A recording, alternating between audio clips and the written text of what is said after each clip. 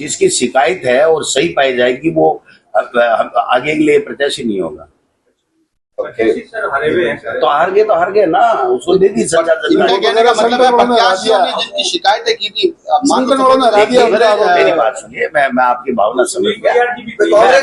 मैं अच्छा जवाब दूंगा कि विधानसभा में कोई शिकायत आती है या लोकसभा में कोई शिकायत आती है तो अनुशासन समिति हमारे द्वारा एआईसीसी द्वारा बनाई जाती है।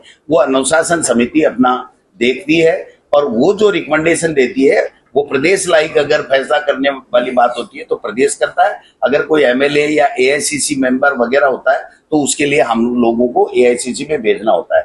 ठीक है। अब जो विधानसभा में मान लीजिए किसी ने खिलाफत कर दी या किसी दूसरी पार्टी में, लेकिन लोकसभा में पार्टी ने उपयुक्त समझा कि इसको वापस ले ले और उसके बाद में अगर वो व्यक्ति आकर के पार्टी की मदद करता है तो ये आज नहीं हर पार्टी में होता है। हमारे तो कैबिनेट मंत्री रहे हुए बीजेपी में चले गए कांग्रेस नेता और कार्यकर्ता ये कहते हैं साहब। अब एक्शन अब आप देखना बुलेट ट्रेन की तरह एक्शन होगा।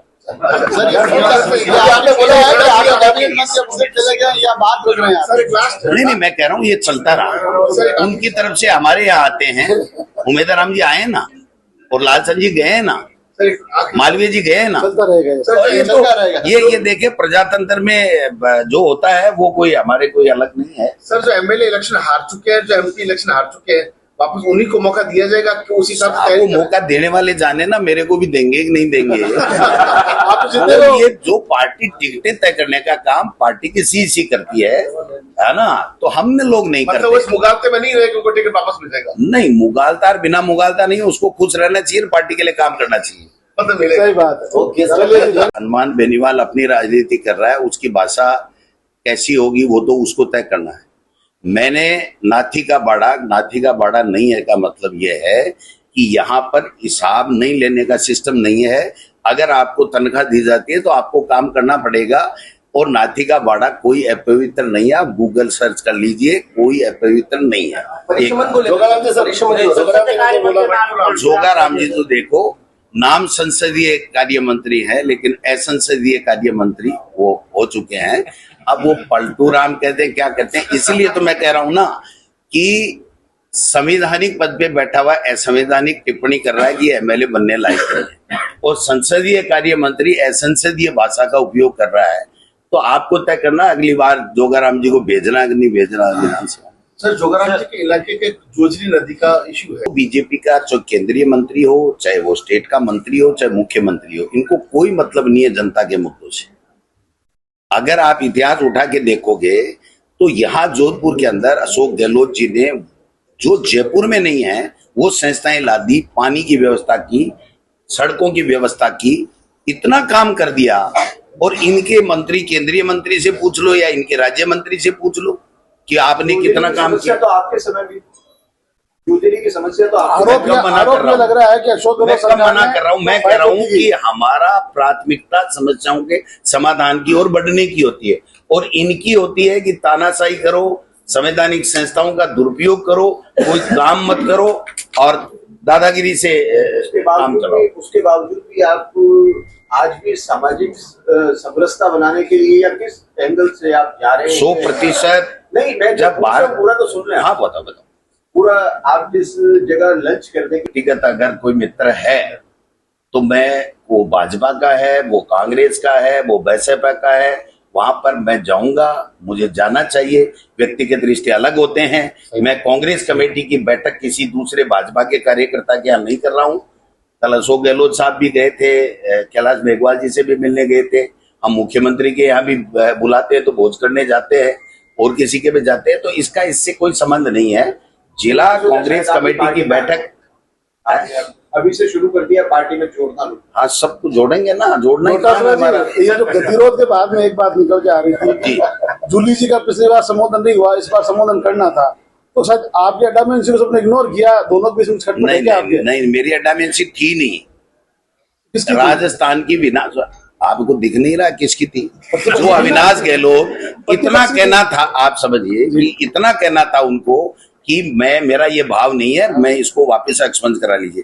माननीय स्पीकर साहब को ये कहना था जब अधिकारियों के आंकड़े फर्जी शब्द को वो असंसदीय मान रहे हैं, तो इसको एक भारत रत्न पूर्व प्रधानमंत्री के खिलाफ मर्यादित टिप्पणी को उनको वापस एक्सपन नहीं करना चाहिए था। तो जब हमारी कौन सी अड्डामेंसी थी? और कल भी आप देखिए ना, जूली जी ने माफी मांगी है, उन्होंने एक वर्ड नहीं बोला, न मुख्यमंत्री ने बोला, न संसदीय कार्य मंत्री ने बोला, न उन्होंने बोला। हमें जनता के मुद्दों की चिंता है, उनको अपनी तानाशाही में रहना है, इसलिए ये गतिरोध टूटा। हमारा जो बजट था आखिरी का, उसका 70% रिपीटेशन इनके पहले बजट में था, और 70% से ज्यादा पहले वाले बजट की आज की तारीख तक उसकी पालना नहीं हुई, वो धरातल पे नहीं उतरा।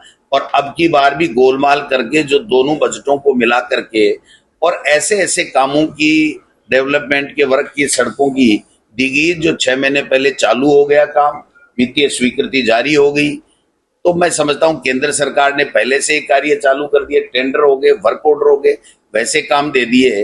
तो ये जो बजट है, इसमें बताने के लायक इनके पास कुछ नहीं था, इसीलिए इन्होंने गतिरोध किया। और गतिरोध में पूरे बजट को इन्होंने धो दिया कि जनता को ये बताना ही ना पड़े कि हमने आपके लिए क्या बजट लेकर के आए। एक अंतरिम बजट आ गया और 2 पूरे बजट आ गए, अब तो इनके 3 बजट रहे हैं। आप बताइए कि ये कब बताएंगे कि हमारी कौन सी योजना अच्छी है और कौन सी योजना के लिए हम क्या काम करने वाले हैं और इंफ्रास्ट्रक्चर डेवलपमेंट कैसे करेंगे। स्कूलों के लिए पैसे नहीं, पीने के लिए पानी नहीं। अभी हमारी MLA गीता बरबड़ जी कह रही थी कि जो मुख्यमंत्री ने बजट में घोषणा की थी कि ये हैंडपंप और ट्यूबवेल देंगे, ये कह रही थी कि मुझे कलेक्टर के द्वारा ये कहा गया कि हमने आपके नाम हटा दिए, आपको देने का कोई प्रावधान नहीं है, हम तो हमारे जो हारे हुए प्रत्याशी हैं उनसे हम पूछेंगे। तो ये कौन सा विधान है, कौन सा संविधान है, कौन सा कानून है? क्या जनता जीत गया उसके बाद में सबकी है? तो जब जो जनप्रतिनिधि जीत गया, वो चाहे किसी भी पार्टी का हो, मुख्यमंत्री सब वही है उनके, और ब्यूरोक्रेसी भी उनके लिए, सबके लिए सम्मान काम करना चाहिए। लेकिन इनकी डॉक्टर साहब जी, वो सूची कभी आप जारी करेंगे, कौन कौन सी योजना बंद की गई पूरे स्टेट में? हम आरोप तो खूब लगाते हैं, एक बार सूची भी मीडिया के सामने आ जाए कि मुख्यमंत्री निःशुल्क दवाई योजना बंद कर दी या फलानी बंद कर दी, पता तो चले कि कौन। मीडियम स्कूलें बंद कर रहे हैं, बाकी स्कूलें भी 450 बंद कर दी, 25 लाख का इलाज बंद हो गया, आपका RGHS में पूरी तरीके से ठप हो गया, निजी हॉस्पिटल जो काम कर रहे थे वो नहीं कर पा रहे हैं, जो सड़कें या पानी का कोई भी योजना थी उनको सबको जो पहले सैंक्शन थी उनको निरस्त कर दी गई हैं। 9 जिले, 3 संभाग, उसमें खुलने वाले ऑफिसे, ये सारे बंदी तो पड़े हैं। आप किसी भी चीज के लिए आप पूछ सकते हो, मैं बता दूंगा कि वो उनकी प्राथमिकता में नहीं है। मुख्यमंत्री जी आप प्रदेश अध्यक्ष हैं, कांग्रेस में भी एक नई परिपाटी देखने को मिली है कि जिलाध्यक्ष के रहते हुए भी कार्यकारी अध्यक्ष, तो ये क्या नई शुरुआत है, नई पहल है, या नया अनुभव करना चाहते हैं आप? नहीं, देखिए, सब चीजें हमें सबको साध करके चलना पड़ता है, और कई जगह जातिगत समीकरण भी हमको साधने पड़ते हैं। कई जगह कहीं न कहीं समय नहीं दे पाते हैं जिलाध्यक्ष, तो फिर उनके साथ में और उनकी शक्ति के लिए जोड़ा जाता है। कोई उसका विरोध के लिए नहीं बनाया जाता कि ये इसका विरोध करेगा, उसको मदद देने के लिए कार्यकारी अध्यक्ष भी बनाए जाते हैं। आज नहीं, पहले भी बनाए जाते हैं, प्रदेश में भी बनाए जाते रहे हैं।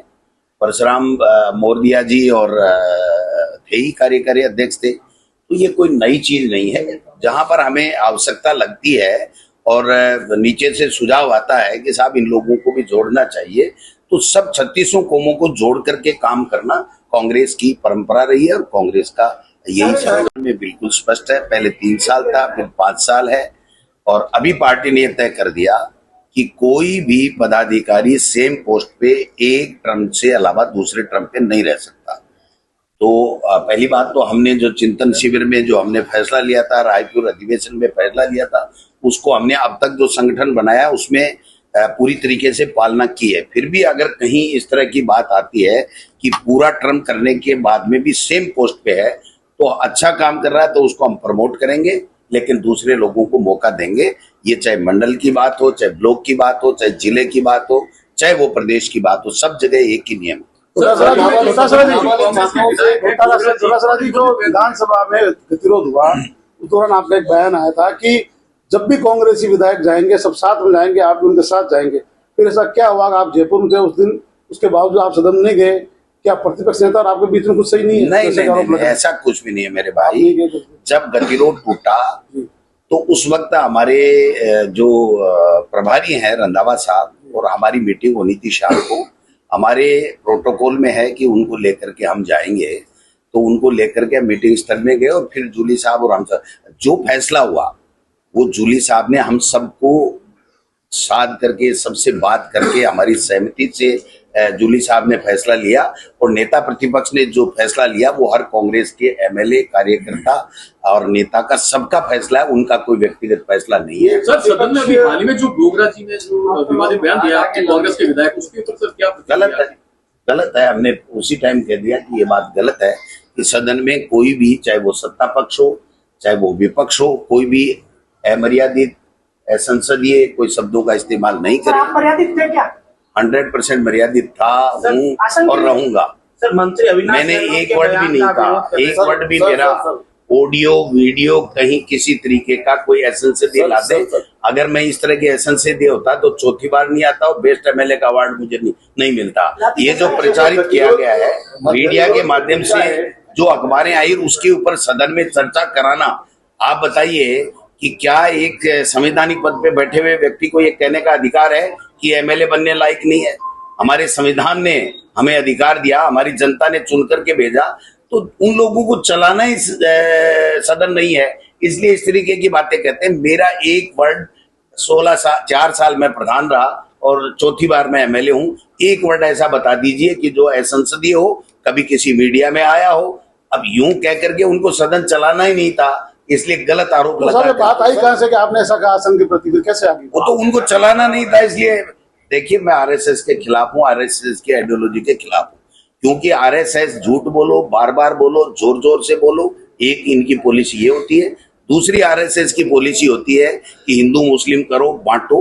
तीसरी आरएसएस की पॉलिसी ये होती है कि आरएसएस कभी चुनाव नहीं लड़ता और जब उनकी सत्ता आ जाती है बीजेपी की, तो आरएसएस उस सत्ता पे काबिज होकर के अपनी मनमानी करता है। तो ये पहले दिन से मैं टारगेटेड हूँ, हमारी पार्टी टारगेटेड है, नेहरू खानदान टारगेटेड है। वरना आप बताइए कि एक मंत्री को इस व्यंग्यात्मक भाषा में जो 36 गोली जिसने सीने पे खा के देश की एकता और अखंडता के लिए जो शहीद हो गई, उसके लिए इस व्यंग्यात्मक भाषा में बात करने की जरूरत थी? नाथी का बाड़ा बोला, नाथी का बाड़ा आपने कहा था, वो कितना वो बहुत सही है। नाथी का बाड़ा इतना पवित्र बाड़ा है कि नाथी बाई ने बाल विधवा होने के बावजूद भी लोगों की सेवा की, अपना घर नहीं छोड़ा, इसलिए नाथी का बाड़ा कतई संसदीय नहीं है। आप लड़कियों को जमीनें देने का काम कर रहे हैं, इसके अलावा कुछ भी नहीं है। उससे कोई रोजगार उत्पन्न नहीं होगा। कोई गरीब, कोई बेरोजगार अगर कोई इकाई लगाना चाहता है तो क्या उसको आपने कोई जमीन आज की तारीख तक दी है क्या? सारे के सारे जितने कॉलेजेस या कोई हॉस्पिटल वगैरह, होटल वगैरह कोई भी बने हुए थे, उनसे फर्जी एमओयू करने का काम कर रहे हैं। इसके अलावा करना धरना कुछ भी नहीं है। बेरोजगारों को नौकरियों की बात करने लगे थे, 1 लाख पहली साल में दे देंगे, 1.25 लाख अब दे देंगे। इनके खुद के 12 महीने की जो बुक है जिसमें उपलब्धियां बताई हैं, उसमें 46,000 नौकरियां बताई हैं और वो 46,000 में भी इनकी विज्ञप्ति निकाल करके परीक्षा आयोजित करा करके उनमें से एक भी नौकरी नहीं है। या तो हम नौकरी परीक्षा करा नहीं पाए थे, या कोई वेटिंग लिस्ट थी, या कोई दूसरे कारणों से रुकी हुई थी, कोर्ट के कारण से रुकी हुई थी, वो भर्तियों की बात कर रहे हैं। इनके अलावा इन्होंने अपने संकल्प पत्र में कहा था कि सारे के सारे शिक्षकों के पद हम 12 महीने में पहली साल में भर देंगे। 1.25 लाख शिक्षकों के पद है, आज की तारीख तक नहीं कर पाए। मुख्यमंत्री जी का बयान कि L1 में हम लोग 50% महिलाओं को शिक्षकों में आरक्षण देंगे, आज की तारीख तक उस फाइल का पता नहीं, उस बात का पता नहीं, उस कानून का पता नहीं। आनन फानन में ट्रांसफर कर रहे हैं, ट्रांसफरों में भ्रष्टाचार हो रहा है।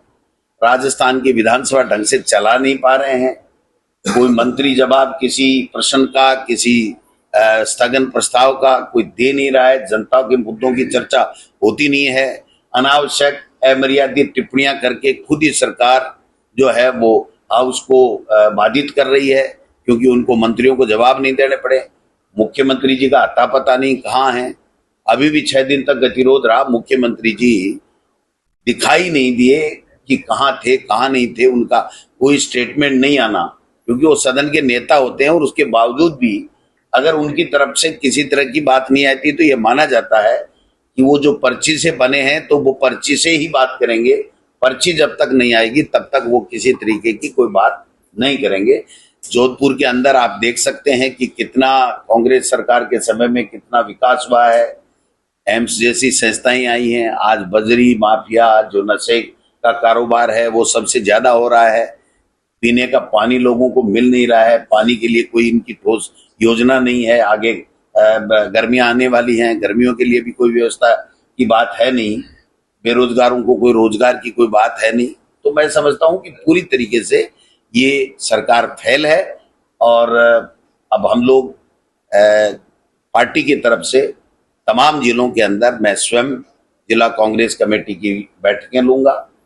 उसके अंदर जो सक्रिय लोग हैं उनको काम देंगे, जो निष्क्रिय लोग रहेंगे, जो नहीं आते हैं बैठकों में, उनको आराम देंगे, उनकी जगह नए लोगों को स्थान देंगे, उनको काम देंगे। अभी हमने 200 विधानसभा क्षेत्रों में 400 ब्लॉक हैं, उसमें 200 लोगों को नियुक्त किया है हमारे पदाधिकारी और ऑब्जर्वर लगा करके।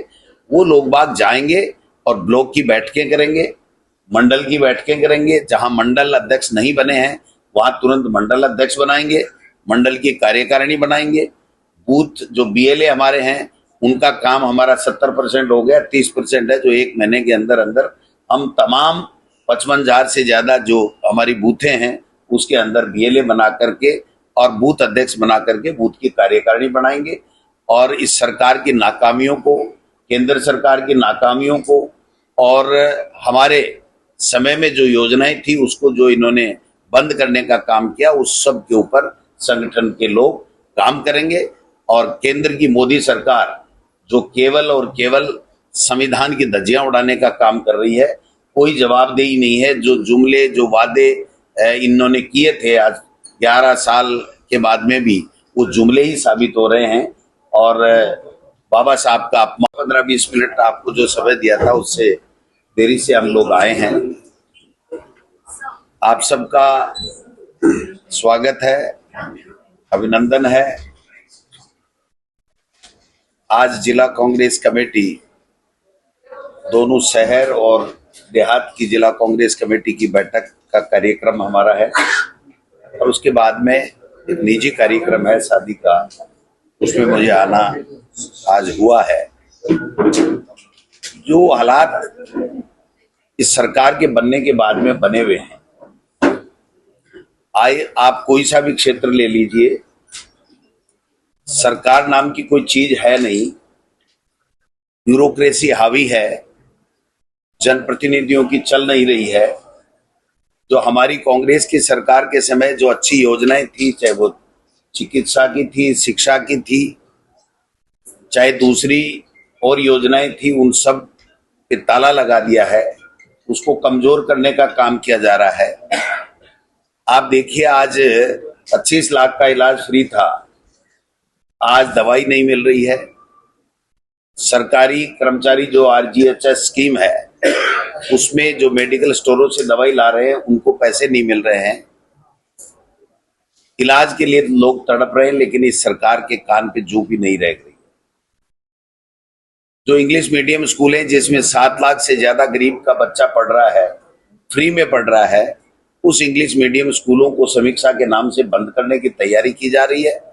उनमें 17,000 पोस्टें खाली हैं। आज 14 महीने बाद में भी एक भी टीचर नहीं दिया, एक भी रुपया इंफ्रास्ट्रक्चर का नहीं दिया। 800 कामों की समीक्षा इन्होंने सरकार बनते ही शुरू की थी। आज की तारीख तक उस समीक्षा का क्या हुआ किसी को कोई पता नहीं। केवल 9 जिले और 3 संभाग समाप्त करने का काम कर दिया, जहां पर पूरा जो अधिकारी कर्मचारी ऑफिसेज खुलने थे सारे काम हो गए थे। उसके बावजूद भी जोधपुर में भी और पूरे प्रदेश में जो अवैध बजरी का जो कारोबार इस सरकार से मिले हुए लोग कर रहे हैं, सरकार की नाक के नीचे हो रहा है। इनके कैबिनेट मंत्री कह रहे हैं एक जगह की बिशलपुर की, कि वहां से 7-8 करोड़ की बजरी चोरी प्रतिदिन हो रही है। तो पूरे प्रदेश में क्या हाल होगा इस चोरी का। अवैध खनन हो रहा है, कोई पूछने वाला नहीं है। रिसर्जेंट राजस्थान या जो भी बात की काम ये बता रहे हैं कि साहब अभी आपका क्या विचार है जहाँ पे नाबालिग छात्रों से शोषण किया गया? हमने कमेटी बैठा दी, कमेटी की रिपोर्ट आएगी। गलत गलत है, सही सही है। जो गलत होगा उसके साथ हम कभी कांग्रेस पार्टी नहीं रहेगी, ये मैं आपको लिख के दे रहा हूं। सर, सदन की अगर बात करें तो जो गतिरोध टूटा अंत में, वो किसकी वजह से टूटा? अशोक गहलोत, जूली साहब आपके, या फिर हाँ, ऐसा मुझे अशोक जी ने भी आपको मोटिवेट किया था भाई करो, खत्म करो इस बात को? देखिए, अशोक जी हमारे पूर्व मुख्यमंत्री हैं, 3 बार के मुख्यमंत्री हैं। वो हमें गाइड करते ही रहते हैं, आज ही नहीं हमेशा ही करते रहे और आगे भी करते रहेंगे। जो गतिरोध टूटा वो हमने जनता के मुद्दों को प्राथमिकता देते हुए, आप अध्यक्ष का बयान सुनिए कि वो ये कह रहा है कि माफी मांगने की बात नहीं हुई, फिर भी जूली जी से माफी मंगवाई। उन्होंने कहा मंत्री की जो अशोभनीय टिप्पणी है उस पर जो है वो खेद प्रकट करेगा।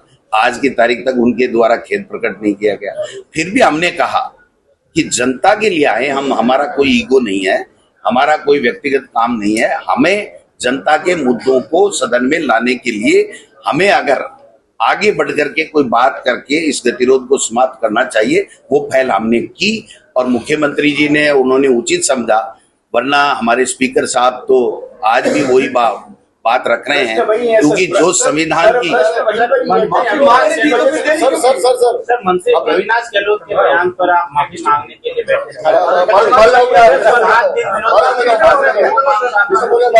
नहीं। देखिए, हमारी पहली मांग थी कि ये असंसदीय व्यंग्यात्मक टिप्पणी को हटाया जाए। दूसरी हमारी मांग दूसरी जो मांग थी वो दूसरी मांग ये थी कि उसके बाद में जब उन्होंने कहा कि आप खेद प्रकट करो, तो मैंने खेद प्रकट कर दिया, तो उनको भी मंत्री से खेद प्रकट करवाना था। लेकिन वो उनकी तानाशाही है, उनकी दादागिरी है कि उस दिन उन्होंने नहीं करवाया। फिर भी हमने कहा इस टिप्पणी को हटाओ, हम सदन चलाना चाहते हैं। कल अपनी डिमांड के ऊपर रिप्लाई में बोला है कि मेरी ऐसी भावना नहीं थी। अगर ये पहले दिन उसी दिन बोल देते मंत्री जी कि हमारी ये भावना नहीं थी, तो ये मुद्दा ही नहीं होता। ये 5 दिन जो जनता के मुद्दों की बात थी वो होती नहीं। जब कल कह रहे हैं, परसों नहीं कहा, पहले दिन नहीं कहा, और 5 दिन गतिरोध रख दिया। दादी शब्द की बात नहीं है। इंदिरा गांधी आपकी अपनी दादी ठीक है तो नहीं, ठीक कैसे है? सबकी दादी मान ले तो नहीं, सबकी मान लो तो वो खड़ा होके कह देता हमारी भी है, तो बात अलग हो जाती ना। तो आप मेरे को कोस रहे हो, तो मंत्री है, कैबिनेट मंत्री, और वो ये नहीं बोल पा रहा है कि भाई हमारी सबकी दादी है। और 5 दिन तक गतिरोध में चाहे मदन राठौड़ हो, चाहे कोई मंत्री हो और हो, सब उसको जस्टिफाइड कर रहे हैं। आप समझिए बात को, गतिरोध उनके द्वारा किया गया, बिना मतलब बेवजह प्रश्नकाल में ये टिप्पणी की गई, और दोष अगर हमको देंगे तो कैसे चलेगा? तो सर दादी शब्द अपमानजनक दादी शब्द नहीं, टॉकिंग था आपके हिसाब से? अच्छा, बाप शब्द ऐसा से भी है क्या? वे ऑफ टॉकिंग आप है सर आपके बताइए। हिसाब से? हाँ, वे ऑफ टॉकिंग। अगर किसी के बाप कहना गलत नहीं है, लेकिन कोई किसी को, दूसरे को कोई किसी का कहे ये तेरा बाप, तो गलत है ना। तो बाप शब्द का व्यंग्यात्मक प्रयोग हुआ है, तो दादी शब्द का व्यंग्यात्मक प्रयोग हुआ है, वो अशोभनीय अमर्यादित है। नहीं, व्यंग्यात्मक नहीं है। आप दूसरी साइड में ले जाना चाहते हैं। सुनिए, आप दूसरी साइड में ले जाना चाहते हैं। मैं 1000 बार कहूंगा कि नाथी के बाड़े से पवित्र कोई बाड़ा हो ही नहीं सकता। जी की छुट्टी भी नहीं कर पा रही है, कुछ भी नहीं कर पा रही है। आशा जी, पीसीसी की नई कार्यकारिणी की लिस्ट जारी करने की बजाय आप संगठन प्रभारी एक को व्यक्तिगत पत्र भेज रहे हैं, तो क्या ये लिस्ट कोई व्यक्तिगत पत्र नहीं है। चुनाव के दौरान प्रभारी जी ने जहां उपयुक्त समझा, चुनाव को ध्यान में रखते हुए, वो नियुक्तियां उनके द्वारा की गई थी। मेरे द्वारा आज की तारीख तक एक भी नियुक्ति जो एआईसीसी या प्रभारी ने की उसके अलावा नहीं की गई है।